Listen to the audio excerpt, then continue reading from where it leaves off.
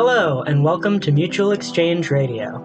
I'm your stand-in host, Alex McHugh, and I'm joined today by a return guest to the show, Nathan Goodman. Nathan is a postdoctoral fellow in the Department of Economics at New York University, and he's affiliated with the program on the foundations of the market economy. He earned his PhD in economics at George Mason University, where he was a PhD fellow with the Mercatus Center and a graduate fellow with the F.A. Hayek Program for Advanced Study in Philosophy, Politics, and Economics. Nathan's research broadly focuses on political economy, applied microeconomics, market process economics, new institutional economics, and defense economics. He analyzes how alternative institutional arrangements shape the provision of security.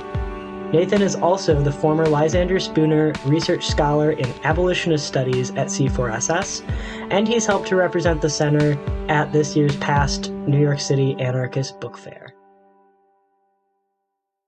So, hi Nathan, it's great to have you back on the show. Thanks, Alex. It's really great to be here. And so we're going to talk about something a little different than the last time we had you on. Most of the time I want to spend with your recent paper published with Chris Coyne called U.S. Border Militarization and Foreign Policy, a Symbiotic Relationship.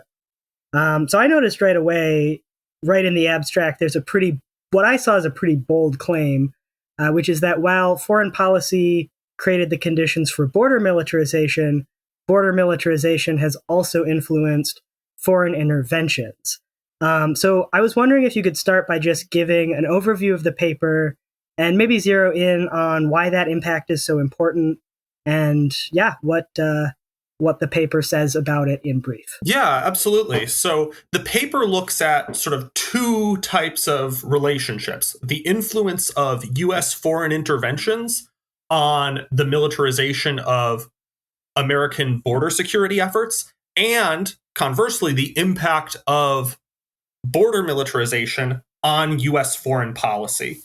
And the basic idea here is that when governments develop tools for social control, they're not just going to apply those tools to the initial arenas and action situations and problems that inspired them to develop the tools in the first place. So if they develop a set of tools for social control that they deploy abroad, whether that's some set of physical equipment that they use in a foreign intervention, or whether it's a set of skills that they use in a foreign intervention, those will eventually likely be redeployed back home. And in particular, in this paper, we're focusing on deploying those tools at the border.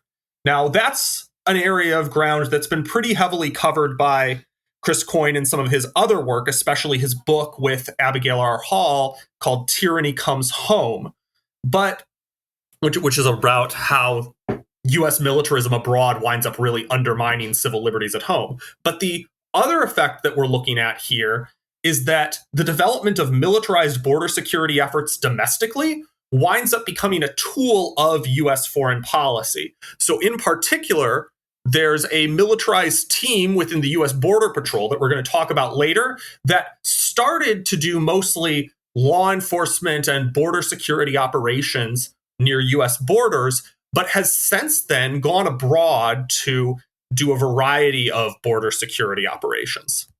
So once you have the hammer, kind of everything is a nail, right? And I guess in terms of creating new programs and new ways of doing things, the main mechanism that you talk about is that these various programs, these pieces of legislation, they all lower the price of engaging in what you broadly call social control. So you talk about how access to military hardware and training is one program that achieves this reduction in price. But I'm wondering if you can talk a little bit about other things that lower this cost as well. One idea or one other example that came to mind for me was qualified immunity for police, right? That you can't be prosecuted in the same way as a normal citizen can. But I was wondering if you could talk a little more about the various programs, policies, pieces of legislation that lower the price of engaging in social control.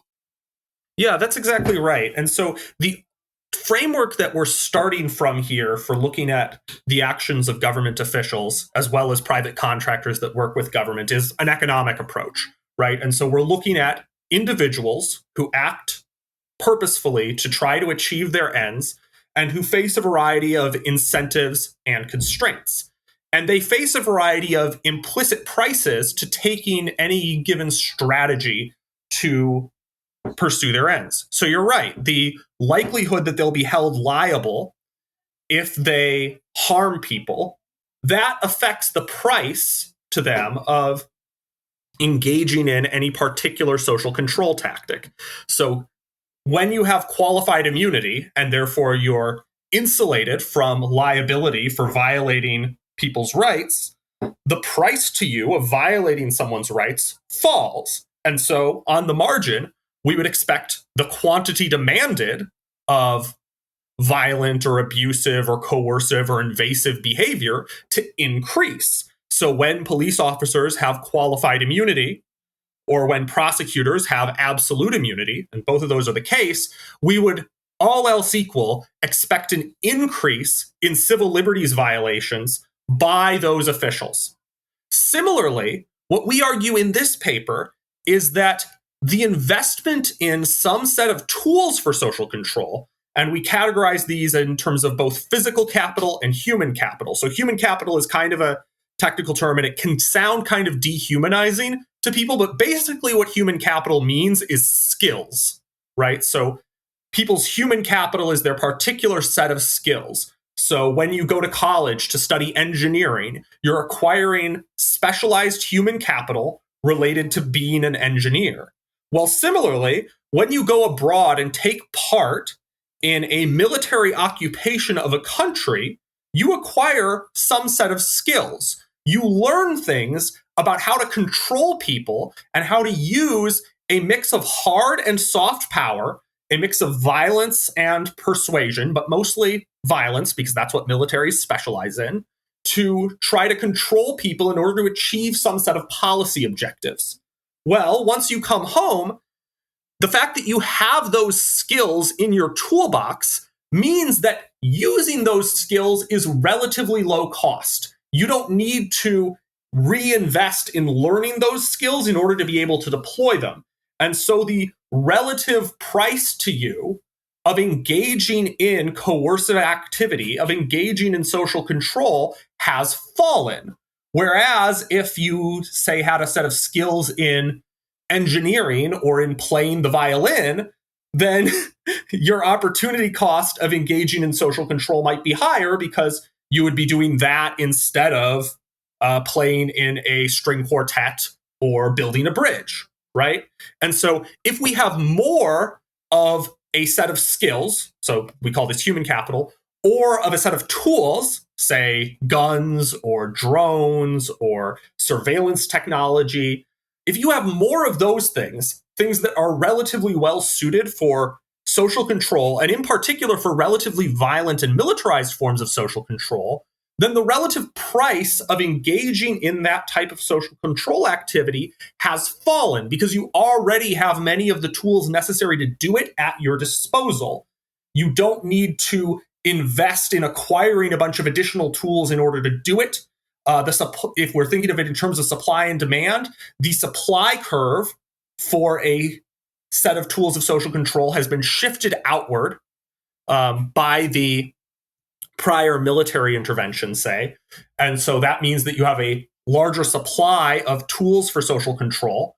And that means all else equal, if demand hasn't risen, the relative price of that type of social control technique will have fallen.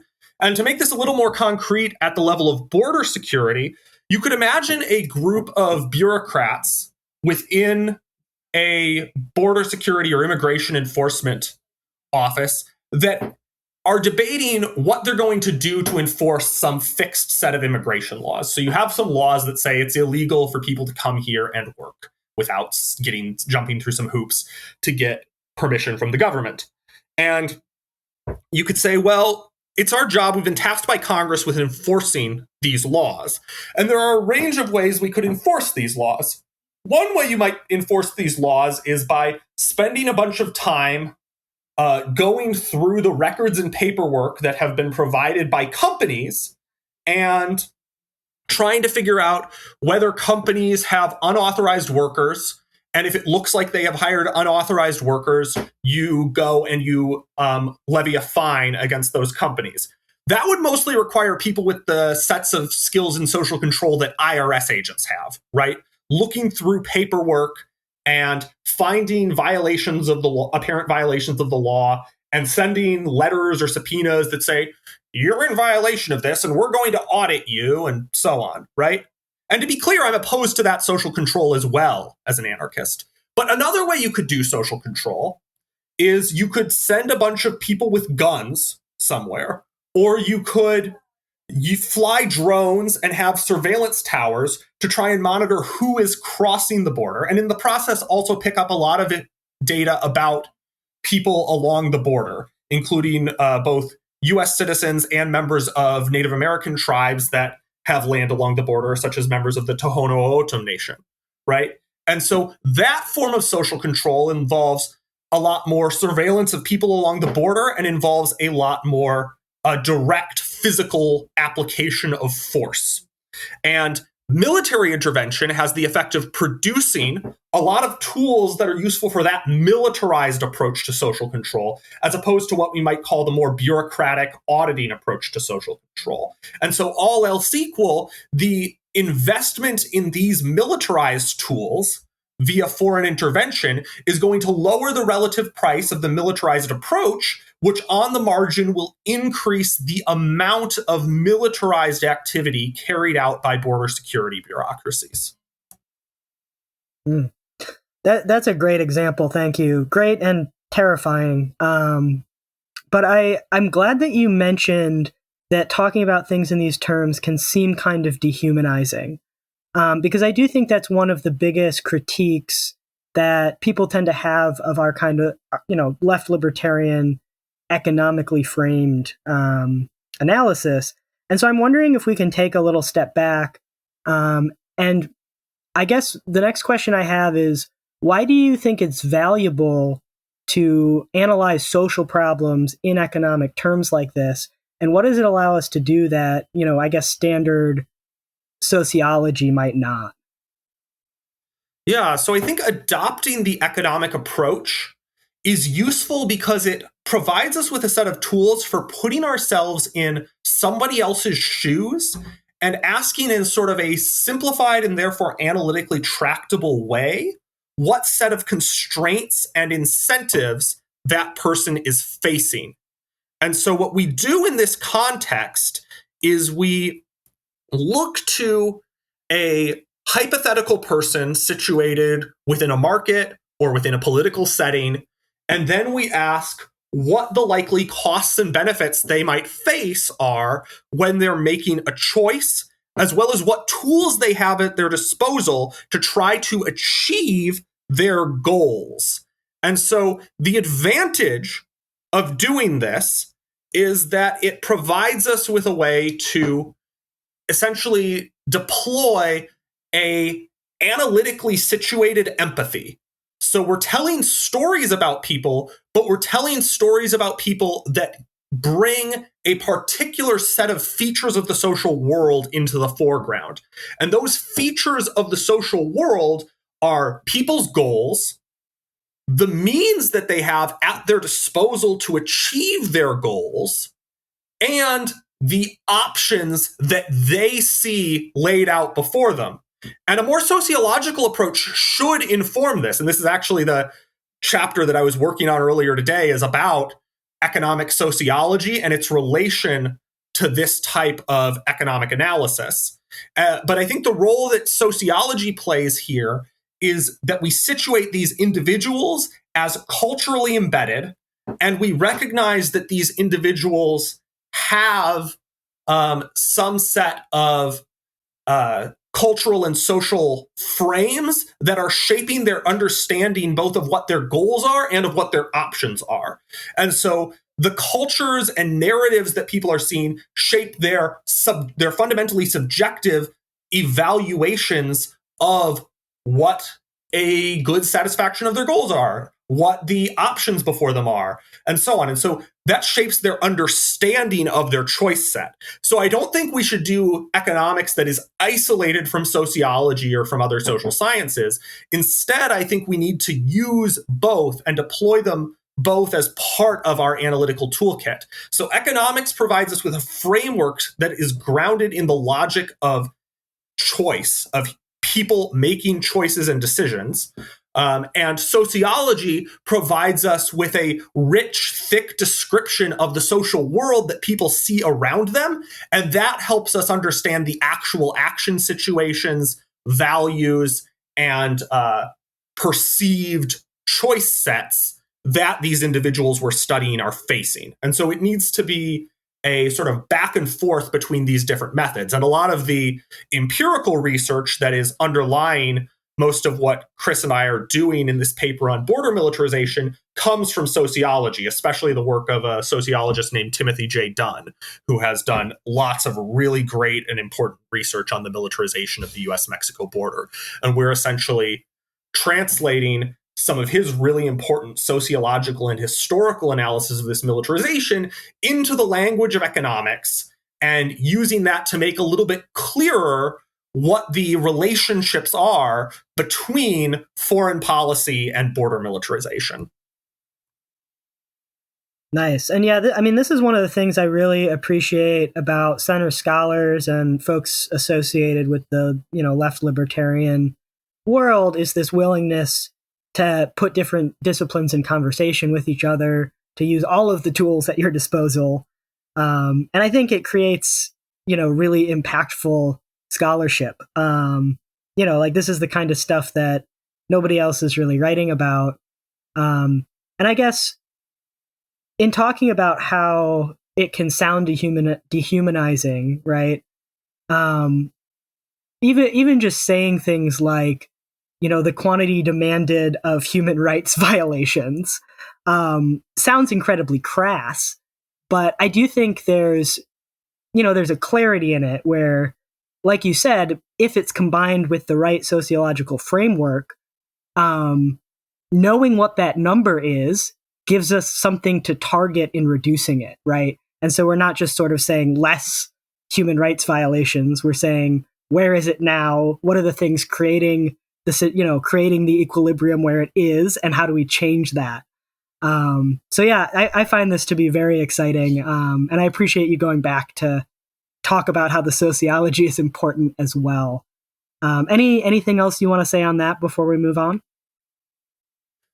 I mean, I think you put it really well, and I really appreciate that perspective, because exactly, it's the sort of thing where sometimes the language we use around this can be a little bit crude or can come off a little bit crass given the seriousness of the human rights abuses and harms that we're talking about.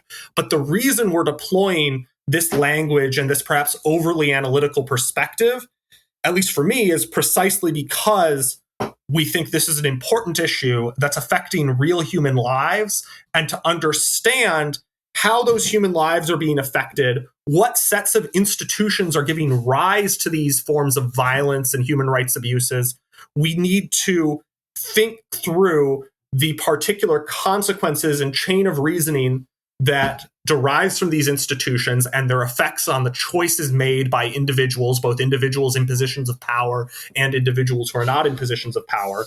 And doing that helps us better understand the causes of this form of violence, and that presents us with a potential toolkit to try to either reduce it or end it, which isn't necessarily going to be something done by people like me who are writing these papers, but I hope that it provides people who are working on that with something useful that they can deploy in their own work. I think there's room for a lot of cross-pollination between academic research and more direct activist type work. Yeah, and that's something I really appreciate as well, that the kind of academic work you're doing, the theory is directly applicable, right? It's something I can take and go, this informs how I do activism, which is awesome. So I want to dig now a little bit into, you give us 4 reasons for why it matters to talk about border militarization and the impacts that it's had. I'm just going to list those off briefly for the listeners. So those are, the first is that it the first reason border militarization matters is that it poses threats to the rights of U.S. and non-U.S. persons. The second is that it causes threat inflation with regard to the immigration threat. The third is that it diverts migrants to more dangerous routes or methods of crossing the border, and it makes border crossing more dangerous in general. And the fourth, and this is just a quote, finally, the militarization of the border fosters a broader culture of militarization, whereby force becomes the primary instrument for social and foreign relations. This elevates violence and zero-sum conflict over alternative, nonviolent, and potentially positive-sum means of resolving collective action challenges. So I want to start by talking about that last effect, although I also want to go back and talk about threat inflation in a little bit. But to start with this process whereby force becomes the primary instrument for social and foreign relations, can you give us some examples of how this plays out? And what might some of the potential positive sum solutions be? So like, how is this playing out? And what are some of these alternatives you're talking about that we're probably missing out on? Yeah, so I think that part of what we're trying to get at is that, and this once again comes back to the logic of people making choices, is that people are always facing some sort of conflict with others. And that's because each of us has a set of goals that we want to proceed to in the world, that we want to achieve. We have a set of plans that we're making, but our plans might bump into other people's plans, right? Sometimes we're going to have mutually incompatible plans. Sometimes we're going to have conflicts. And those conflicts can be anything from a seemingly really simple thing of, I want this thing that you have, or it could be, I want to use this common space for my purposes, and you want to use this common space for your purposes. Or it could be something really big, right? Like a fundamental political disagreement about something on a national or global scale, right? But in any conflict situation, we can choose a range of means to try to achieve our ends and resolve the conflict. And some of those means are going to be violent, and some of those means are going to be peaceable, right? And so we could say, all right, we're in a situation of conflict. I'm going to pick up a gun and try to forcibly make people conform to my will. That would be a pretty violent and militarized means of achieving your goals. Another thing we could do is we could say, well, first I'm going to start by talking with the person that I have this disagreement with, seeing what their perspective is, seeing if there's some way I could come to a resolution with them, seeing if there's something I could offer them that would make it worth their while to adapt to my goals and my plans in a way that will make me better off and also make them better off. So looking for an exchange opportunity.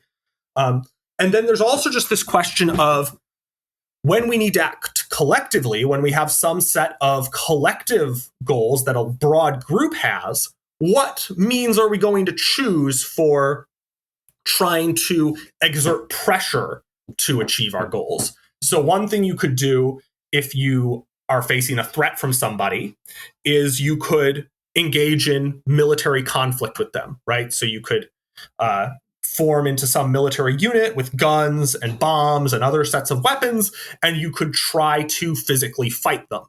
Another thing you could do is you could ask, what are the sources of their power, and how do I non-violently either withdraw whatever support I am providing towards their sources of power, or induce other people to withdraw that support. So think about the work of people like Gene Sharp or Mohandas Gandhi or Martin Luther King, who have studied nonviolent resistance, right? They recognize that, for example, governments rely in large part on the compliance of various subsets of the population in order to provide the ideological, material, labor, and just compliance supports for an ongoing social system.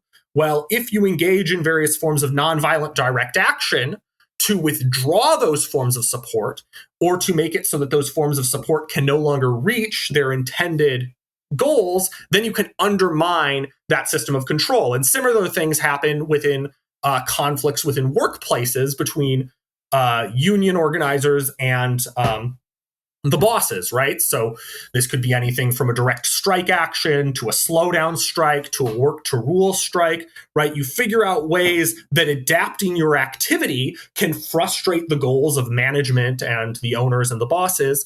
And in doing so, you raise the cost of them not coming to the bargaining table to negotiate with you. So in any given conflict situation, there are a range of means that are not militarized violence that can be used to impose costs on those that you have a conflict with, or to show those you have a conflict with that there is a means to come to a discussion to reach a peaceable resolution of your conflict.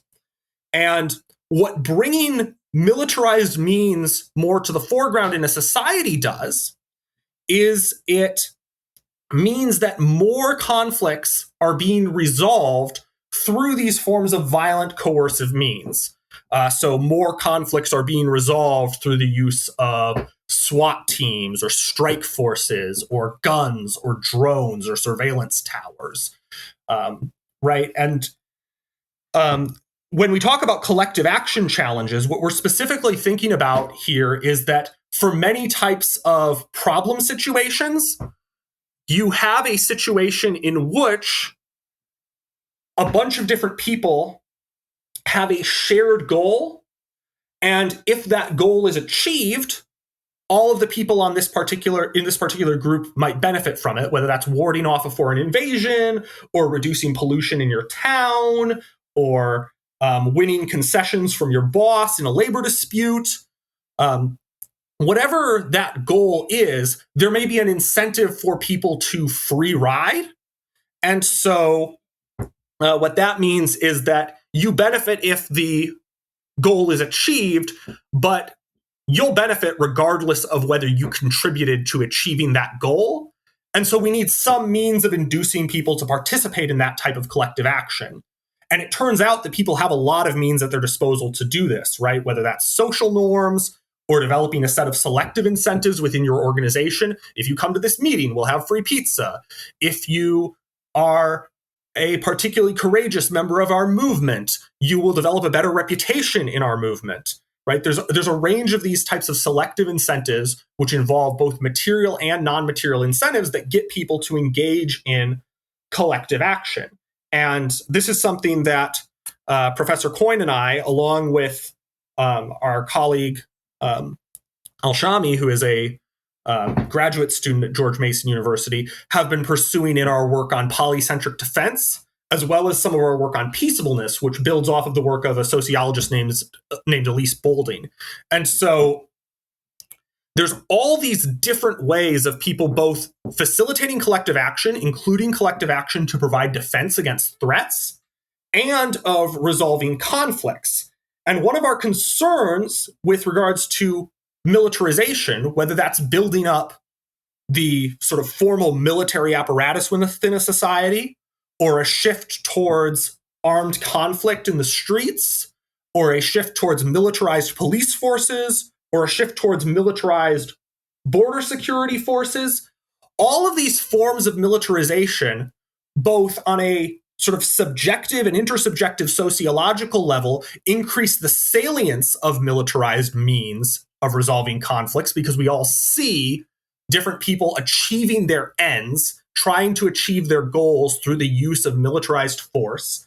And it trains people in practices related to this type of conflict resolution. Now, to bring it back to the border for a second, right? Some of how we see this crowding out occurring, to make it a little bit more concrete, and we don't really get into this in the paper, but you've got, for example, things that are happening in the deserts of border regions, right? People are crossing borders, they're traveling to try and get to a better life. And one way of responding to that is the use of force to try to stop them, which is the bulk of what Border Patrol does, right? They also might if they encounter people who are in serious physical distress, sometimes offer them emergency aid. I don't want to deny that that happens. But their big goal is a militarized law enforcement role, the use of physical force to stop people from crossing borders. And there are other people who look at that situation and see the primary problem as a humanitarian one. They see, for example, that people are crossing in very risky desert regions. And we can get into how the particular routes they're taking are a result of the militarization as well, if you want. But they cross into these regions and they're potentially dying of thirst in the desert. And groups like No More Deaths are organizations that are formed through voluntary association. They're peaceful groups. They are groups that see this as a humanitarian problem, and they go and provide water and food in the desert. Well, Border Patrol agents, they go and they, kick over those water bottles or slash them open with knives. And they, in some cases, arrest and try to prosecute those who are leaving this humanitarian aid in the desert. And so here we have a top-down, hierarchical, militarized, violent organization crowding out, and not just crowding out, but physically attempting to stop, coerce, and penalize those who are engaged in nonviolent attempts to aid people who are seeking a better life. And so we see this direct conflict between bottom-up collective action by voluntary associations in civil society that are trying to help people. There's a conflict between that mode of organization and the militarized, coercive mode of organization that is represented by the central state. So that is a lot to think about. Thank you for giving such a broad look at all the different things that are going on here. When thinking about some of these collective action problems, it's kind of interesting. You note how this militarization increases the salience for basically everyone in society. And I always have found it frustrating that that's also true for radicals, some of whom should know better. And so you get this sort of, elevation, I guess is the word, of violent resistance, violent resistance and that sort of thing over building a better world, learning how to farm, learning how to build things, to the point where it has to be sort of a constant reminder in the anarchist world where we say to each other, it's not just about the violence. It's, I think, really easy to see for anyone living in America today what that looks like, and how it feels to live in a society that has become, based on violence as our go-to method for solving problems. But I want to talk more about the border. That's where a lot of your specific examples come from. And I'm wondering if we can go back to threat inflation with regard to what you call the immigration threat. And I guess you kind of got into this a little bit already, right? There's one option of looking at it like a border problem where you need to stop people from crossing the border. And then you have a humanitarian perspective where the question is, how do we keep people safe while they're doing this? But can you explain a little bit what exactly is the immigration threat as that first group sees it, right? Like, what is their perspective on all of this? And then how threat inflation is occurring through the increased militarization, increased use of violence, all of these things. Because I think that's a really interesting conversation about how these different factors are impacting each other. And it, I can see kind of a feedback loop. Is that accurate? Yeah, I think that is accurate, because you start with these situations where you see, for example, images of migrant caravans or of people crossing the border, right? And that scares some people. People say, oh, that's scary. That's lawless. People are violating our laws. We got to do something to stop this. or where you see human trafficking happening and people say, oh, that's scary, right? And so what you do is you ramp up enforcement along the border. And in particular, what happened in the 1990s, and this relates to one of the other points on our list, was a ramping up of enforcement in urban areas and in relatively populated areas along the border. So you harden border security efforts there. This then diverts people to more hazardous desert routes because it becomes infeasible to cross through in border cities. And so people adapt, right? This again gets into this logic of people responding to incentives. People respond to the incentive that hardening of the border along the safer routes creates, and they shift towards the more dangerous routes. Well, now you're encountering corpses in the desert, right? And that makes it seem even scarier, right? You've got, the people are dying. This is a real crisis. And once you have it in a crisis mode, then you can engage in more crisis policy making and say, all right, well, we really need to crack down. We really need to get tough on this problem. And then, of course, 9/11 happens, and suddenly people are asking about the immigration status of the hijackers. And, it wasn't as though they crossed illicitly across borders. Maybe they overstayed their visas or something, right? And it's also not as though most immigrants are terrorists, right? The vast majority of immigrants are not involved in anything remotely like terrorism. Terrorism by immigrants is extraordinarily rare. Alex Narasta has research on this, for example. And so, but you see this threat inflation where every year when the Department of Homeland Security now is putting in their budget requests, they'll explain what it is that they're trying to do. And they're like, we're fighting unauthorized immigration, but we're also fighting drug trafficking. We're fighting terrorism. We're fighting human trafficking. And so you have all these scary things that they make more and more salient, and they have an incentive to make it more salient because they want more funding from Congress, right? So if you have a bigger budget, you can achieve more of what you want. You can get more tools, you can get a higher salary, you can have enough colleagues that you can easily do your work. You're not short-staffed, right? And so inflating the perceived threat from immigration or from human trafficking or from terrorism or from drug trafficking, that is a good strategy for getting yourself a budget increase. And I'm not saying that pure self-interest in this sense is the only thing driving this. Obviously, some of it is ideology. Some of it is confirmation bias. Some of it is the cultural frames with which people see the world, right? I'm not trying to deny any of that. But some of it is both that militarization drives activity along the border into more visually shocking and dangerous forms, and so makes it look like there's a bigger threat. And two, these enforcement agencies have an incentive to inflate the threat because that's part of how you get a bigger budget. And there's a broader literature on threat inflation regarding terrorism. Right. So John Mueller, for example, has written about this. And so there's an entire terrorism expert industry that's a group of people who have worked in the national security sector, who get paid to do things like go on television news shows and talk about, oh, yes, this is a very serious national security concern. Right. And I'm not saying that they're lying for money or something. Right.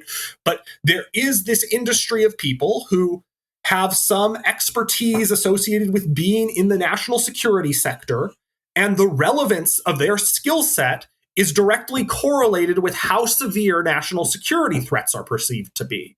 And so they have an incentive to play up these threats. My co-author, Chris Coyne, has a recent book with Abigail Hall called Manufacturing Militarism, U.S. Government Propaganda and the War on Terror. And one thing they also talk about in that book relates to some of the stuff earlier in the War on Terror, when the U.S. government was selling the Iraq war to the American people, and in the early stages of the occupation was trying to convince people that the occupation of Iraq was going well. And part of what was going on in that context was that you had former generals, former high-level military officials going on cable news shows as independent experts. And it wasn't being disclosed to people that these people who were on as independent experts had recent meetings with leaders in the Department of Defense, and that they had direct financial stakes in defense contracting firms.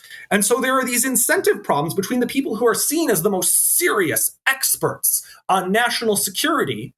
And those incentive problems are likely to shape what they present as true. Another thing that happened early in the war on terror, and again, this gets us a little bit removed from the border security stuff, but I think it's illustrative of this problem of threat inflation, is you had administration officials in the Bush administration acting as anonymous sources for news organizations like the New York Times and saying things like Saddam Hussein purchased these aluminum tubes, and these aluminum tubes are evidence that he is developing nuclear weapons, right? And of course, now we know he was not. But at the time, this was presented to the New York Times by administration officials. And then after the New York Times reported on it, administration officials such as Condoleezza Rice and Dick Cheney would then go on the news and say things to the effect of, the New York Times has just reported that Saddam Hussein purchased these aluminum tubes. And as if to say, I'm not saying this, the New York Times is saying this. Look, it's independently vetted and verified, even though they were the source, or their administration was the source, for these claims being in the media in the first place. And so you have this vicious cycle between the national security state and the media that allows for this amping up of the perceived threat related to any sort of perceived security threat. Yeah, and the things that have happened to journalism in the past 30 years are a big part of that problem. It's interesting. I just keep thinking of all these relationships to, anarchist responses to things like white supremacy in this country. And I think we even saw this happen with anarchists and Antifa especially, right? Where because we were in more and more dangerous situations, because fascists were bolder, because they were doing things like open carrying rifles, and because the police started doing things like shooting us with chalk rounds, we started to look a lot scarier, right? Like, it looks a lot scarier to be wearing a ballistic helmet out there, but that's a natural, logical response to people started firing chalk rounds at us. So yeah, it's just sad to think about this sort of ratcheting effect that goes on with threat inflation, and how, even with Afghanistan as one example, right? Even however many years on, with the US fully pulled out, we're still hearing about this as a foreign policy priority, and still hearing about the threat from the new Taliban, which I don't know. I'm still sort of on the fence about that. Would you like to hazard any thoughts on the new Taliban? Well, I mean, it seems clear that the Taliban poses a threat to people in Afghanistan, right? Especially to women and other groups that are not treated as deserving of respect by those in the Taliban, right? And so I think it's clear they pose a threat to Afghans, and that's part of what increases the moral urgency of allowing Afghan refugees into the US. And so that's particularly important. But I'm not sure how much of a threat they pose to Americans in the US, right? And so I think this is one thing that's tricky about the presentation of these things as foreign policy issues, is that people will act as though this is sort of a national security threat rather than a security threat to individuals within the region, and where the things that we can probably most effectively do to help those individuals who are facing danger in the region is to get out of the way of their attempts to improve their own lives. And so, I mean, in this case, the biggest thing we can do to get out of the way is lift the immigration restrictions that stop them from fleeing to safety.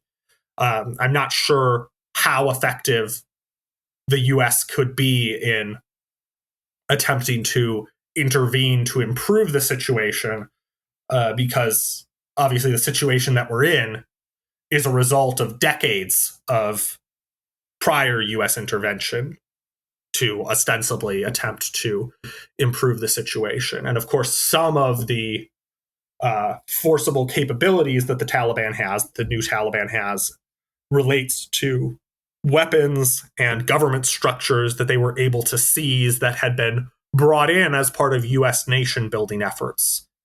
And so, and this sort of relates in a similar way to some of what you were saying about white nationalist extremists, right? So Abigail Hall, along with a couple of co-authors, has done work on how white nationalists and the radical right, how these far right extremists will often bring in U.S. military veterans of the war in Afghanistan and the war in Iraq, especially. And those individuals will have these particular sets of skills, what I've been calling human capital earlier, that they acquired in these foreign interventions.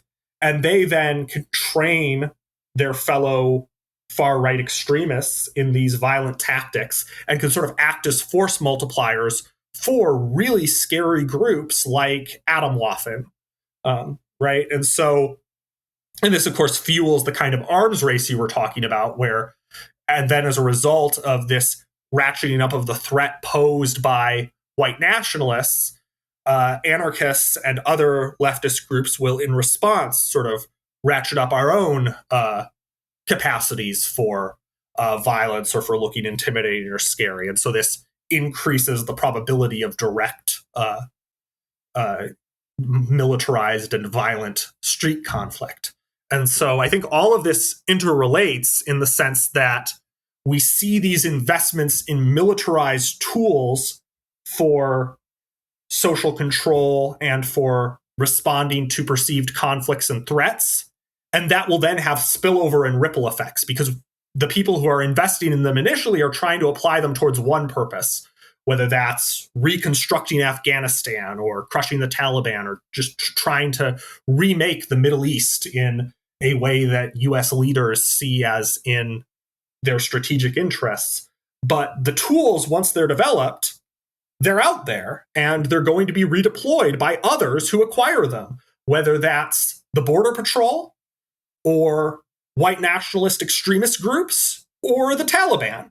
And so investment in tools of militarized violence and conflict and social control is always a risky investment, because those same tools that you're deploying towards one end could easily be acquired and redeployed towards ends that you abhor.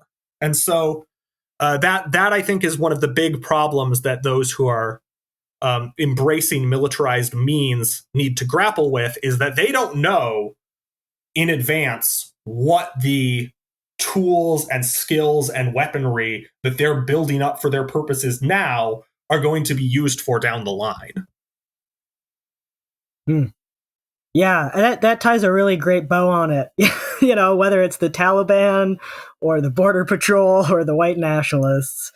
And I remember a specific point, maybe about 2 years ago, where there was a whole wave of people saying, you know, noticing exactly what you were talking about, that all of these folks on the far right were starting to get in touch with ex-military, were starting to get in touch with, you know, active duty and former police, and yeah, learning all kinds of things that it was then turned around and said, oh, okay, well, maybe we need to learn these things too. And I'm glad that some of those things, you know, we had the good sense to say, at least in my communities, that's not a tool we want. But yeah, I mean, it's really, really difficult when it becomes so normalized and so cheap, right? So I had a question on here about capital heterogeneity. There we go. But I think we kind of covered that already in talking about human capital in particular, and how if you train for one particular thing your whole life, it's difficult to switch over into doing a different thing. Is there anything more that you want to say about that, or should we move on? I mean, I think briefly just defining capital heterogeneity is useful. So when we deploy this concept, we're drawing on the work of an economist named Ludwig Lachmann, who wrote on what he called the capital structure. And so some economists will look at capital as though it's sort of a homogeneous blob. They would say, all right, we can measure capital. We'll call it K, big K, right? And K can get bigger. We can have more capital. And when there's more capital, that's going to mean that because of this increased capital investment, labor can be more productive, right? And to some extent, you can get that homogeneity if you're in equilibrium and you've got like everything sort of in equilibrium prices, and then you can measure the amount of capital in dollar values. But in actual practice, especially in our real world of constant change and disequilibrium, capital is heterogeneous and multi-specific.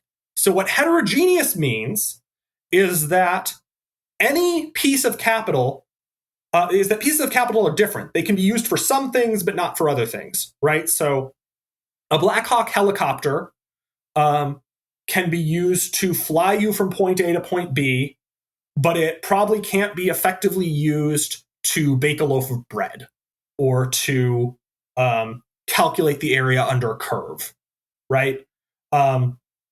And the capital is also multi-specific. So it can be used for multiple types of projects. And that means that any allocation of a particular capital good has a real opportunity cost. And so a Black Hawk helicopter is multi-specific in that it could be used for a war effort abroad or to patrol the US-Mexico border, for example. And so when you invest in more of either intangible human capital, so sets of skills and practices, or physical capital, Black Hawk helicopters, drones, surveillance towers, firearms, then you're altering the opportunity set that people down the line face because you're lowering the relative price of engaging in activities that rely on this particular type of capital. It's not as though you're just adding to the capital stock. So someone who is just looking at the US capital stock or US GDP or employment or some other just sort of macroeconomic aggregate might look at a bunch of military spending and be like, all right, we're pumping it up. It's good for the economy. Awesome. We've got more stuff. Line go up, right? But if you actually get into this is one of my biggest pet peeves of all time. So I'm glad you talked more about it. Thank you. Yeah. So yeah, we can look at, these situations where the aggregate increases, where line go up, but we should also break it down into these heterogeneous different types of units, because you could have a situation where GDP went up, but people's actual access to food and clean water and goods and services that they would actually be willing to purchase might have gone down because the reason GDP went up was a big military buildup. And so all of the actual increases were in the category of guns and not in the category of butter, right? To pick sort of two things that are kind of a classic example. And similarly, after that fact has occurred, after you've made these investments, they're going to have long run effects because these capital goods are durable. They fit into a particular structure of production, and you can use them for some types of projects, but not for others. And in particular, military hardware and military skills are relatively easy to redeploy for coercive and violent social control, but relatively difficult to redeploy for peaceable, bottom-up building up of production or of community or of something else like that. That's actually something I've written about a tiny bit, which is when people try to use military structures to do other things and how bad that always turns out, just to put a finer point on it. But after this, I want to jump into some of the more, I guess, historical content of the paper. It's very rich and I think really important historical moments to talk about. And so the first one is, you mentioned the Defense Authorization Act of 1982. What can you tell us about that and why it is so important? Yeah, so the Defense Authorization Act of 1982 introduced a new chapter to U.S. law regarding the use of the military, and it was called the Military Cooperation with Civilian Law Enforcement Officials. And so what that meant was military personnel were now explicitly allowed to assist civilian law enforcement agencies in newly specified ways by operating and maintaining military equipment loaned to federal law enforcement agencies. And so this meant that the military was now able to loan things like weapons and other equipment, like helicopters, for example, to civilian law enforcement agencies. It also authorized the Secretary of Defense to give law enforcement officers access to military facilities so they could say, hey, you can come to this fort that the Army maintains and use it for a training exercise, for example. And it allowed military officials to share information with law enforcement. It also specified which types of laws these military tools were going to be used for. And specifically, it focused on granting this to agencies with the jurisdiction to enforce drug, customs, and immigration laws. And so this was then used to create various task forces. So things like the South Florida Task Force on Organized Crime, which brought together people from various agencies to work on drug interdiction. So Vice President George H.W. Bush headed it up, and law enforcement officers would get to use radar and surveillance aircraft and helicopters and sea vessels and so on from various branches of the military, including the Navy and the Air Force and the Army. Then in 1983, they set up the South Florida. They extended the South Florida Task Force model to create the National Narcotics Border Interdiction System. So notice that a lot of this relates to narcotics. This was the time of the Reagan administration ramping up the war on drugs. And so Vice President Bush gets to head up this NNBIS program. And so that brings together people from the Immigration and Naturalization Service, which was sort of the organization that included what eventually became ICE and Customs and Border Protection. But at the time, it was sort of all under the umbrella of the INS, as well as people from the Customs Service. They got to work with people from the DEA, the CIA, the FBI, and military branches like the Army, the Air Force, and the Navy. And the military transferred hardware to various domestic law enforcement agencies as part of this NNBIS task force.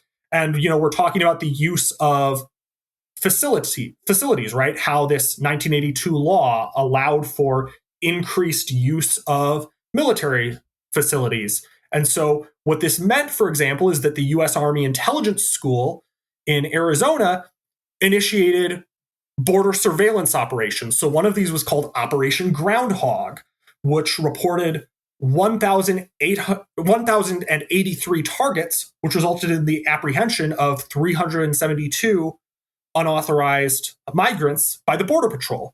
The other surveillance operation operated by the U.S. Army Intelligence School was called Operation Hawkeye, which consisted of ongoing OV-1 Mohawk aerial surveillance training flights along the border between Douglas and Nogales, Arizona.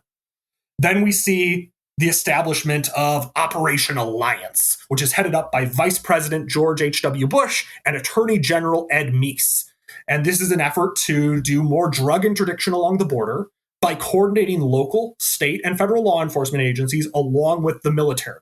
And so we get the INS again, Border Patrol, and Customs Service, along with the FBI and the DEA, and then a bunch of equipment from the military as well. And we also have the military doing, just like with those training exercises I talked about, a bunch of aerial surveillance and lending various resources to these domestic law enforcement agencies, like portable on-the-ground radar and night vision equipment, and then also engaging in training exercises that are jointly held between people in the military and people in the Border Patrol. So these joint training exercises with civilian law enforcement agencies and the military. And so that, once again, through this training, is cultivating a particular type of specialized skills, or to use the term that we used throughout the paper, specialized human capital. Yeah, and just to remind everybody, as we're talking about all these various drones and radar systems and all of that. These are very expensive pieces of technology. And every one of them that's created is butter that's not created. So that's one of the things that always gets me about these programs and the continued expansion and continued development of bigger and scarier military weapons. And the other thing I just want to note quickly about these types of technology is that when we're talking about things like drones and radar, I think it's important that it also removes the actor, like physically and mentally, from the people whose rights they're violating. There's probably a lot that could be said about drones in particular, and how that impacts decision making. Is there anything you want to say about that, the particular equipment? Yeah, I mean, I think that's right. I think that it creates a particular set of capabilities for the people who are using the equipment. It sets them up in a particular type of social relation with the people whose rights they're violating, right? So it means that rather than being face-to-face with somebody where you can see them suffering, if you directly interfere with them, you have to be the one to interfere with them and you have to interact with them on a human-to-human level. Instead, if you're operating a drone, you're sort of separate from them. If you're operating from the air, even in something that you're directly piloting, you're seeing them from above. So there's a different vantage point, which might be relatively dehumanizing compared to face-to-face interaction. And then, as you said, all of this equipment is expensive. And that's not just in monetary terms, right? It's in terms of real resources. The metal that's used to build a Black Hawk helicopter is not going to be used to build a tractor or a medical device or a lamp or a bookshelf or a vehicle that somebody uses to get to work, right? And so these are real resources, both in the form of the physical resources and in the form of the labor and leisure hours of real people that get diverted from alternative uses of their labor, which might be more useful to other people, or from them enjoying their time as leisure, that gets diverted into labor that is used to produce this military hardware. And so we're diverting both physical resources, scarce physical resources that once it's used for this can't be used for something else, and the scarce time of human beings towards producing this military hardware. And so there's a very real unseen cost in terms of the alternatives we're missing out on as a result of the mobilization of resources towards the development of military equipment, often initially for use abroad to carry out a variety of military interventionist operations, and then eventually for use domestically and along the border to intervene with and try to stop both migration and the trafficking in criminalized goods, such as narcotics. All right. So the next sort of historical development I want to talk about is BORTAC. So what is BORTAC? Why is it different from other border units? And why does it form sort of the next progression in the border militarization story? Yeah, so BORTAC stands for the Border Patrol Tactical Unit, or the Border Patrol Tactical Unit was formed in 1984, and the basic function initially was to serve a civil disturbance function in response to rioting at Immigration and Naturalization Service detention facilities. And so the agents that were part of BORTAC received special training in riot control, counterterrorism, and other paramilitary activities, similar to the training provided to U.S. Marshals and to FBI Special Weapons and Tactics, or SWAT teams, right? And so essentially BORTAC is the top SWAT team within the Border Patrol. So the training that BORTAC receives is modeled off of sort of two main types of sources. It's modeled off of SWAT teams. So these are the militarized units that you'll see at police departments of various types, both local police departments and federal police departments.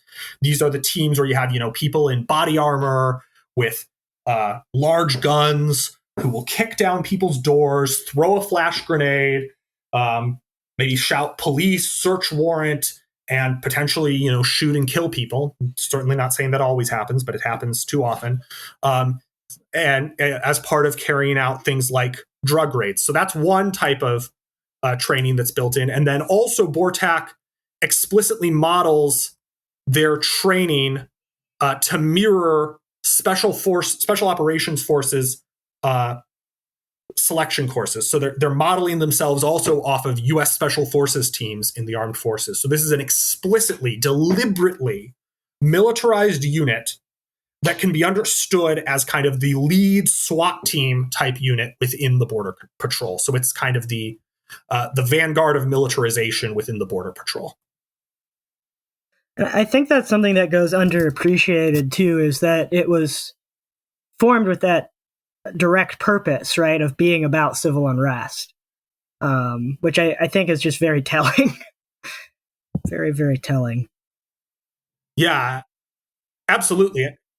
And I mean, we see similar history with regards to the first SWAT teams more generally in a similar way, right? So the first SWAT teams were created in Los Angeles in the LAPD, right? So they were created by John Nelson and Daryl Gates, both of whom were in the Los Angeles Police Departments.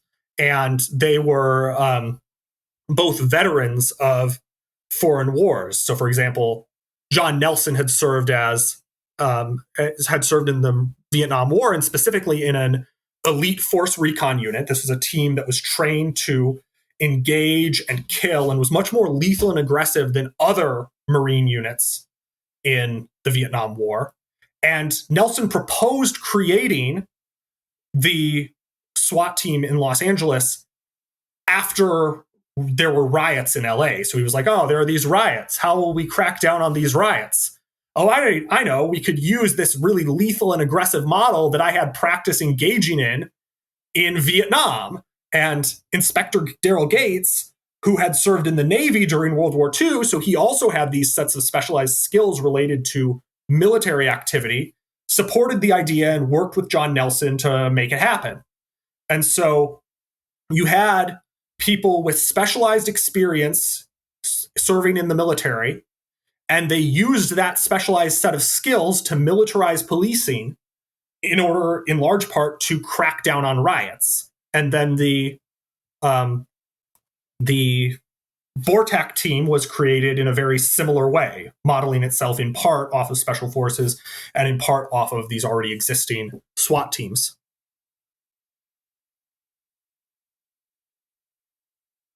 Yeah, no, and I wish I had somewhere to go from here that was not depressing, but I'm going to blame this on you because you wrote this paper. No, I'm going to blame it on the U.S. government and the various agencies we're talking about. But the sort of next historical development that I want to talk about is 9/11, and this point where border security becomes closely tied to homeland security, and we see ICE come on the scene and all of that. So can you talk about what happened after 9/11 and how that further militarized the borders, as well as many other things in our lives, right? Yeah, so 9/11 happens. So you've got this horrible terrorist attack. People die in New York and in DC, and government officials start to think more about, how do we need to reorganize our security state to deal with this terrorism threat? And so one thing they do is they disband the old Immigration and Naturalization Service, the INS. So that had been the organization that all of the stuff I had just been talking about, all of this 1980s drug war stuff, as well as some of the 1990s Clinton era stuff that I had mentioned to you, that was happening within the INS. They split up the INS and create two new agencies, Customs and Border Protection, or CBP, Border Patrol is part of that, and Immigration and Customs Enforcement, or ICE. And both of those are put into a new department, the Department of Homeland Security, or DHS. the Transportation Security Administration, or TSA, which is the organization that harasses you and pats you down and makes you go through body scanners at the airport. That's also part of DHS. Fusion centers that coordinate between federal law enforcement and local law enforcement to do a lot of surveillance activity. That's also DHS. So DHS is the Department of Homeland Security, and now the Immigration and Naturalization Service is no more. They had been operating as part of the Department of Justice. Adios, INS. Hello, DHS. We now have CBP and ICE on the scene. And that's not even the biggest change. That's the biggest sort of administrative change in terms of what the organizational structure looks like. But we also start to see a shift in what is seen as the appropriate arena for border security activity in the first place, because border security starts to become conceptualized in terms of this new concept of homeland security. And so, for example, the 9/11 Commission report concluded, quote, 9/11 has taught us that terrorism against Americans over there should be regarded just as we regard terrorism against Americans over here. In this same sense, the American homeland is the planet. All right, so we have an ideology of global empire, right? Like everywhere on Earth is the concern of the US government and their security state. And this I didn't realize it straight up said that. That's amazing. Yeah, so to be clear, the quote ends after, in this same sense, the American homeland is the planet. So everything I said after that is not directly said there. But yeah, they say the American homeland is the planet. And then we see things like Border Patrol agents saying, it is now quote, it is now understood by the U.S. government and its citizens that the U.S. must take the fight to the people who are attempting to do the U.S. harm. Although on a smaller scale, CBP has a direct parallel to the Department of Defense. So remember, CBP is Customs and Border Protection. They have a direct parallel, quote, has a direct parallel to the Department of Defense and the war on terror in order to prevent attacks on the homeland. CBP is expanding into foreign countries to be more effective and keep the bad actors away from U.S. soil. And so then former U.S. Customs and Border Protection Commissioner Alan Burson describes this shift toward a global approach to border security as a, quote, massive paradigm change, right? And so, but by the way, I learned much of this from a book by an investigative journalist named Todd Miller.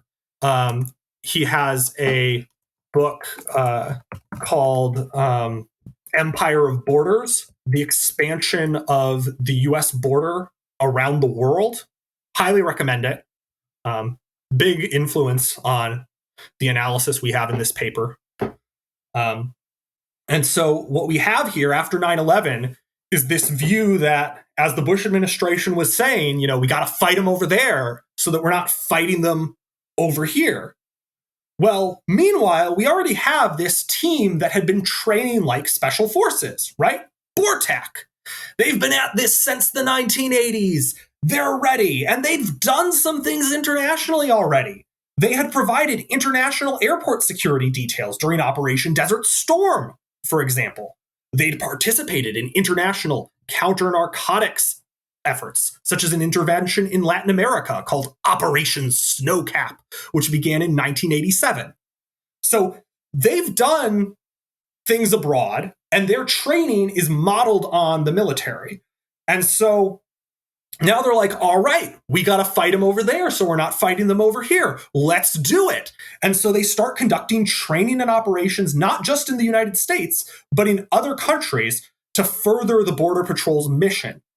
And this includes both directly participating in direct foreign occupations like Operation Iraqi Freedom, and doing things like going to a bunch of different countries and offering training to the sort of Border Patrol equivalent type agencies in other countries. So they head down to some Central American country and say, hey, we're going to teach you how to run an effective Border Patrol unit. So they're essentially training Border Patrol type agents in Central American countries on how to more coercively guard their borders, with the idea being, all right, now we can stop migrants there instead of having to just stop them at the US-Mexico border. Or they're going to Central European countries and offering similar types of training. And so we have these militarized tools developed at first in foreign interventions, then brought home to harden US border security efforts. And now BORTAC goes abroad and says, look, you can use these militarized social control skills we have. You can use them to control your borders. And so we wind up having foreign aid and direct training used to harden borders all around the world.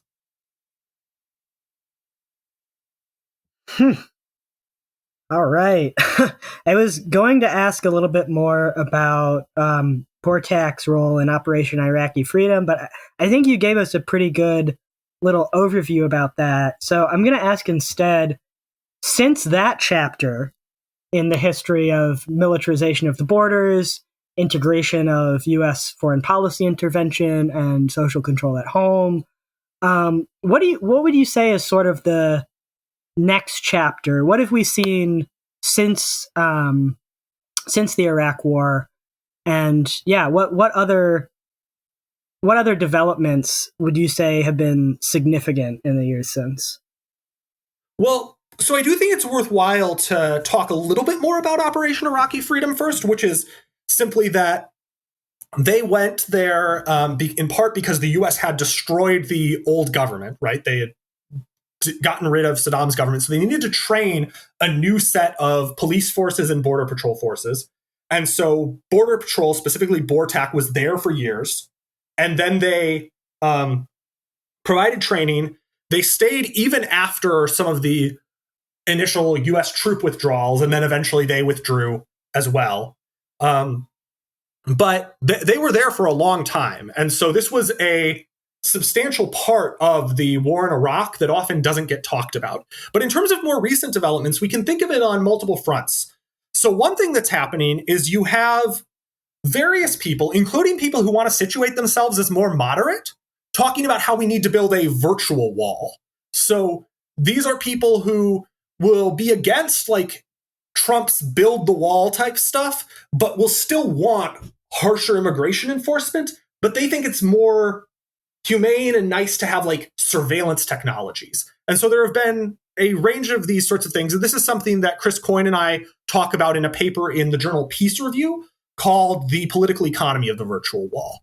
And so these virtual walls consist of things like aerial surveillance via drones, direct physical surveillance towers, and sometimes attempts at building up computer network systems to network these different forms of surveillance technologies with Border Patrol agents on the ground so that they'll be alerted to various perceived threats or unauthorized immigrants or border crossers, all these sorts of things. So we've seen efforts to build these up. The first sort of big push to build up a virtual wall was called SBInet. And that just dramatically failed, basically because the private contractor that was running it had a bunch of cost overruns and delays. They just messed it up. And so SBInet, the Secure Border Initiative Network, was a failure. The failures were largely attributed to various contractors and subcontractors, especially Boeing, which was awarded the main contract in 2006. But there's since then still been a lot of increases in these surveillance capabilities at the border. And this includes things like flying drones a lot more, so flying a lot of these unmanned aerial vehicles. It includes things like building surveillance towers, including surveillance towers near people's hometowns, as well as surveillance towers on reservation land owned by the Tohono O'odham Nation. The Tohono O'odham Nation gets really adversely affected by U.S. border security efforts because they're an indigenous tribe whose land crosses the U.S.-Mexico border. So some of their land is in the area of that's claimed by the nation state that called Mexico, and some of it is in the area claimed by the nation state calling itself the United States, right? And so what that means is that Border Patrol agents are going to spend a lot of time on Tohono O'odham land. They're going to build up surveillance towers on Tohono O'odham land. And often the Tohono O'odham nation's tribal government will let them build up surveillance towers on the condition that they don't build up a physical wall, which would be even more disruptive for people in the tribe. And so that they wind up really adversely affected by this stuff. And then the other thing, of course, that has happened is that the Trump administration had some very ideological immigration restrictionists involved. People like Stephen Miller, for example. And so here we see direct shifts in immigration law to make more and more immigration illegal.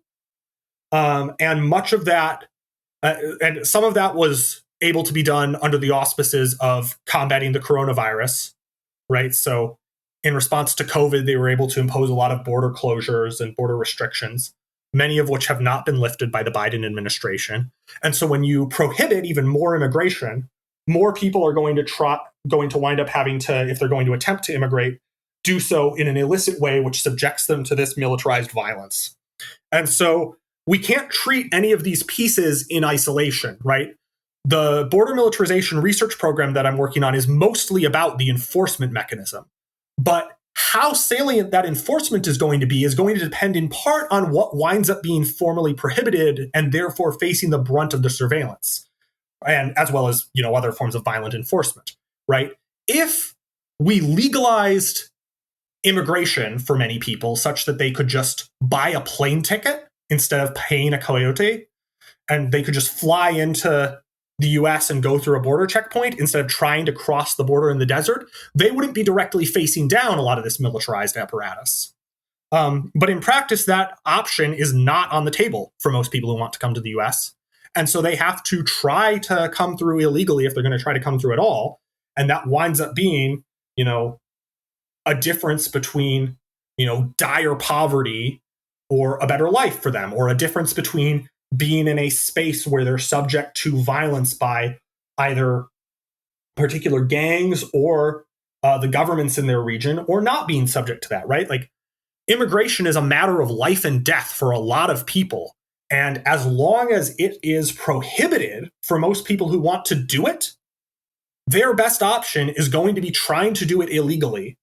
And when that's your best option, you're going to face the brunt of what is now a militarized policing and surveillance apparatus run out of the Department of Homeland Security.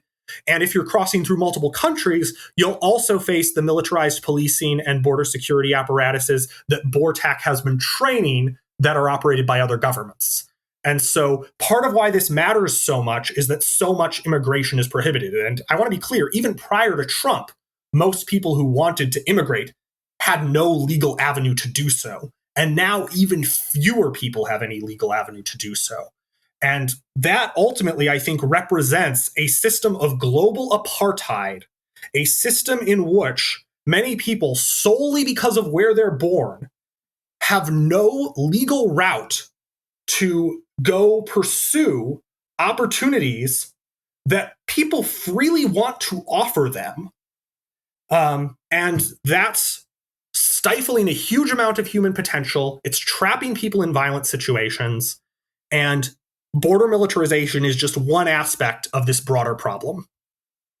I guess, coming off of that, it's hard to see a positive future with border militarization increasing, U.S. involvement in every single border in the world increasing.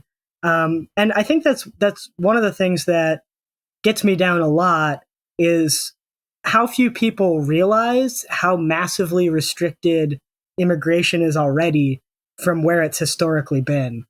That this is a very new normal and is not just the way it's always been. But I guess I want to return to the more theoretical side of things, and how this interacts with foreign policy. And so one of the conclusions you have in this paper is that foreign policy and domestic life cannot be neatly separated into distinct and non-interactive arenas. And so the question I want to ask about that is, what does that conclusion mean for foreign policy analysis in general, but also for anarchist analysis of things like foreign policy specifically? Yeah, absolutely. I think that's a great question. And I think, first of all, what it means for foreign policy analysis is that foreign policy analysts will often look at foreign policy roughly as follows. They'll say, there is some national interest, and nations will act in their interest on the world stage.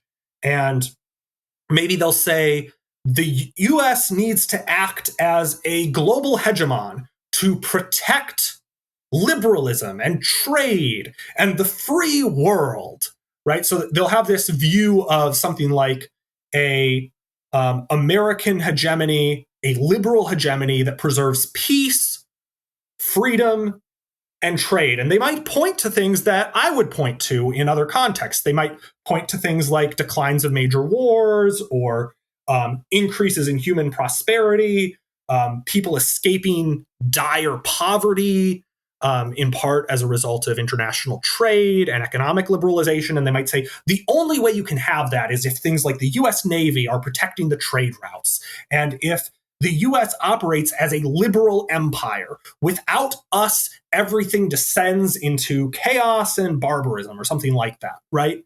And what I think this shows is that, maybe there are real threats that the US or other military interveners are interfering with, but what they're also doing is building up a set of militarized capacities that are detracting from people's abilities to engage in peaceful bottom-up social cooperation. And that's taking a variety of forms, right? Like, what is the most destructive intervention in terms of trapping people in poverty and preventing processes of trade-tested betterment? Well, I'd argue it's immigration restrictions, because they trap people in situations where they're mired in poverty and are unable to reach their potential. And US militarism, even if a lot of the pro-war people don't like the immigration restrictions, they're like, well, I wish we would engage in immigration liberalization. Well, once you implement the militarized approach on the world stage, in practice, you're giving immigration restrictionists at home a set of tools that they can use to more harshly enforce immigration restrictions. And in practice, you're also giving that enforcement apparatus at home the ability to share those tools and tactics with immigration restrictionists in every other country. And to put it in a way that might be maybe a little bit more persuasive to people who support these things, because maybe they have no problem with immigration restrictions. They're wrong about that, but people can be wrong. They might also be building up tools that will be used by groups that you're treating as a security threat, right? You sell arms to an allied state, and then they wind up sharing or selling those arms to groups that are official enemies of the US. You send someone off to Afghanistan or Iraq to fight your war, and then they come home and they join or start a far-right extremist group. And they use their skills to undermine the very possibility of a liberal world that you said your military apparatus was meant to protect. And so what we're building up with all of these militarized approaches, whether it's military intervention abroad or border and police militarization at home, is a set of tools and practices that undermine peaceful cooperation and serve to enhance people's capabilities to engage in violent conflict and social control. And those capabilities are going to be deployed in arenas that the initial advocates of a particular intervention or program did not anticipate or desire, because the world is complex and none of us are the sole decision maker.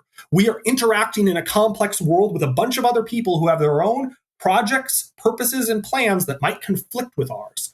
And once we've introduced some set of tools into the world and increased the prevalence and salience of those tools, other people can pick those up too. And so far they have. And what that has is also as a set of implications for anarchists is I think it raises the priority that opposition to US militarism should place within our movement. And it results in a way in which we should see our projects as interconnected, right? So it's not as though our work to help migrants or to help people in border communities or to help people who are resisting the police is somehow distinct from our fight with US foreign policy. It's not as though our anti-fascist work against neo-Nazis and white supremacists and white nationalists and far-right extremists is somehow removed from our anti-militarist work. These are intertwined. And doing things like FOIA requests about the national security state can actually be a key part of anti-fascist research, for example, because chances are you might be able to use that to find people who wound up being important parts in these white nationalist extremist groups that you're fighting, right? And, you know, I mean, that lyric, some of those who work forces are the same that burn crosses, has a real set of implications for how we do anti-fascist work and how we understand the connection between anti-fascist struggle and anti-state, anti-militarist struggle. And I think the other implication that this has is that prefigurative politics of anarchism has to be about, in part, building up a demilitarized world, building up people's capacities for peaceful conflict resolution and for peaceable social cooperation and for bottom-up social cooperation that doesn't rely on militarized tools of social control. Because I think part of why people advocate these militarized forms of social control is they see it as the only way to achieve the kind of world that they want. And as people who oppose this stuff, part of our goal should be to build up real-world examples of alternative means of collective action and then tell people about those alternative means of collective action. Obviously, respect security culture in how you tell people about those things. Like, don't go reporting on the inner workings of anarchist groups in a way that puts people at risk. But using these projects as a model to say another world is possible. It is possible to have collective action from the bottom up, to have peaceable social cooperation, to engage in conflict resolution and accountability within our communities and across communities that does not rest on borders, prisons, surveillance states, militaries, and militarized police forces. We can have alternative forms of social cooperation. These have happened in various forms throughout the world, not just in groups calling themselves anarchists, but, you know, peaceable conflict resolution and bottom-up collective action works and has worked in a really wide range of social contexts. This is a big part of what my work with Professor Coyne, as well as with Al-Shami on polycentric defense is about, right, is teasing out some of the implications of the various ways people engage in collective action from the bottom up and saying, hey, this is an alternative to this militarized mode. And so we should avoid trying to replicate the models and approaches that have been used by the US government and by groups that use the tools built from the US government. This doesn't mean never be willing to engage in violent defense, right? Sometimes that might be necessary for people, but try to be committed peacemongers to build up and highlight alternative ways of engaging in social cooperation and to draw people's attention to the way the militarism that scars our world is interconnected, to the way there are direct connections between global military empire, violently enforced and surveilled borders, militarized police on the federal, state, local, municipal level, and racist far-right extremist groups. All of these forms of militarism, violence, social control, and bigotry are interconnected, and that has a lot of lessons that we can draw, and understanding that landscape provides us with some idea of the first steps to get out of it. So understanding the connections between different forms of militarization, both at home and abroad, both state-directed and directed by our enemies who are far-right extremists, can show us that the tools of militarization and violence will spread like wildfire. That once these tools are introduced, other people, or perhaps the same people who first used them, are likely to pick them up and use them in ways we had not anticipated. Now, that seems like a pessimistic message that shows us an uncertain future, but a future likely to be scarred in unforeseen ways by militarism. Yet I do think there's hope within this message, because by understanding how militarism scars our world, we can also understand both how the threats we face are interconnected and how a peaceable form of collective action and conflict resolution can present a possible alternative, a way forward towards a world based on peace rather than war. So, scholarship and research can provide us with information that can inform direct action and prefigurative politics. So, my work here presents a somewhat pessimistic message, but somewhere embedded within that, as if in a photo negative, there is an idea for how we might prefigure a better world. Well, thank you for putting in a little bit of hope there, because, like you said, it does paint a pretty pessimistic picture. Though, as you say, right, like this sort of work is very much something that we can start doing. Although probably anyone who's done work in the area of transformative justice or nonviolent problem solving will know just how difficult that is. We have a lot to unlearn. But I'm glad that we're at least at a place where we can say, okay, this is not how we want to do it anymore. Let's talk about alternatives. So something we always ask guests is for book recommendations. I think we've gotten one from you before since we've had you on. But I did want to ask you for another book, even though you've already recommended quite a few throughout the course of our interview. But I'm wondering, what is one non-economics book that you, the economist, think everyone should read?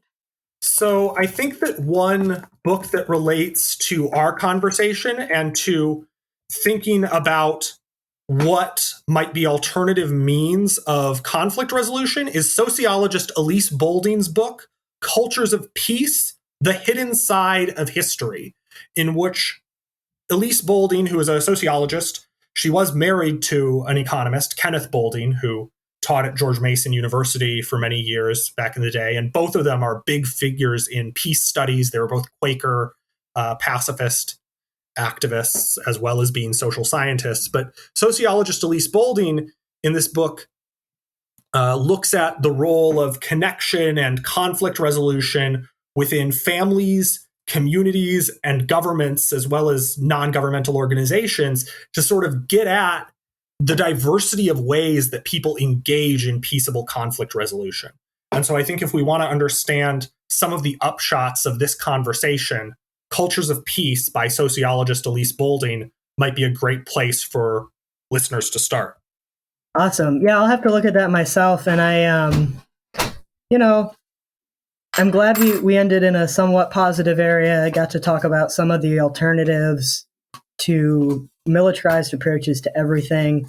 I guess, are you open to giving us a little prediction about the future? What are some of the things that you think are going to be most relevant in this area in the next couple of years? Well, I think that the development of particular technologies related to warfare are going to potentially be changing things in interesting ways. We've mentioned the virtual wall, but something else that's been developing is lethal autonomous weapons systems, or LAWS is the acronym that's used for that. And so this is essentially killer robots. I haven't done work on this myself, but Chris Coyne has done some work on it along with Al-Shami. And so they have a paper, I think in Peace Review, on this. I could be wrong about whether it's in Peace Review. It might be in Peace Economics, Peace Science, and Public Policy, but I think it's in Peace Review. So the development of lethal autonomous weapons systems is something to watch out for. In a similar vein, the development of facial recognition technology and other surveillance technology by states seems like a big danger. And we also should be asking questions about what things like the Asian pivot, the pivot towards conflict with China, might mean, both because that's more of a potential shift towards a Cold War type framework where we could, if things go badly, wind up in a situation of major war with a large scale nation state, which is a different sort of thing than we had been facing with the war on terror, where it was largely the US and some US allies cracking down on much weaker adversaries. So that seems like something to watch as well. And I'm curious and concerned about how that type of militarization is going to play out both on the international and eventually the domestic stage. Yeah, those are definitely two concerns I share. Well, I think this is probably a good place to end it. I really appreciate you coming on to talk through this paper with me. It's such a really serious issue. I mean, as we've been talking about, maybe the serious issue for folks in the US, at least right now, and as you said, the rest of the world in large part. I guess I'm wondering, is there anything else that you want to say that you didn't get to yet? Anything in particular you want to leave the readers with, or other work that you have that you want to plug? Let's see. I mean, if you want to know more about my views on what alternatives to the national security state look like, you should read my paper with Chris Coyne in the Independent Review on polycentric defense. We're currently working, along with our co-author Al-Shami, on a monograph that will extend that argument and have more case studies. But right now, the best thing to read on that is our paper, Polycentric Defense. If you want to learn more about border militarization, there's a large and growing literature on that. I mentioned Todd Miller's work, especially Empire of Borders. He also has a book, Border Patrol Nation. If you're interested in climate change stuff, he has a book called Storming the Wall, which relates to things like climate refugees and how states are thinking of militarizing and hardening their borders to prepare for the potential climate migrants. Leftist and anti-colonialist and pro-migrant activist Harsha Walia has a couple of interesting books, including Border and Rule, which is her most recent. She also has a book called Undoing Border Imperialism that I recommend. Sociologist Todd, not Todd, I already mentioned Todd Miller. He's an investigative journalist. Sociologist Timothy J. Dunn has been a big influence on my work here, especially his book that I think is just called The Militarization of the U.S.-Mexico Border, and then it has a subtitle that essentially is stating some years that he's studying the period between. That's how I got a lot of the information regarding what was going on in the 1980s. So there's a big literature. There's lots for people to learn. And I really encourage people to explore and study this more because I think it's important. And I think that having more minds working on a problem means that we can each deploy our unique perspectives to potentially see an aspect of it that people haven't fully understood before. And that's useful for understanding the problem in all its richness and potentially what we could do to get out of it. Awesome. Well, thank you so much again. I think we got into a lot of different topics and covered a lot of territory today. So really appreciate you spending so much time with me. And we look forward to, all the rest of the work that you and Chris and Al-Shami are working on. Yeah, it's very important. And where was I going with this? I'm going to do more of an intro later. Thanks so much for having me. It's always a pleasure to talk with you, Alex. And I really appreciate all the work that you and everyone else at the center is doing to, build up an analysis and basis for action to build a world that's more compatible with principles of freedom, equality, peace, and liberation. Thanks for listening, everyone. And thanks as well for your patience with the somewhat wonky release schedule we've had lately. Mutual Exchange Radio will be back in the new year, and I'm excited for the lineup of guests we'll be kicking the year off with. I also want to give a special thanks to our producer-level patrons. Those are David Colburn, Danny O'Brien, ASDF, Derek W., and Ackneralls. Thank you so much for supporting the show, and thank you to everyone who has become a patron of C4SS and Mutual Exchange Radio. We look forward to continuing to grow the podcast network in the coming year. Hey there, everyone. Joel from the Enragé here to let you know that there unfortunately will not be an episode for the Enragé for the month of January. But we do plan to pick things back up again in February. So be sure to keep an eye out for that. Also, be sure to follow C4SS on Twitter or consider becoming a patron if you're interested in making suggested questions for Enragé guests. As always, thank you for your support, and we'll talk to you soon.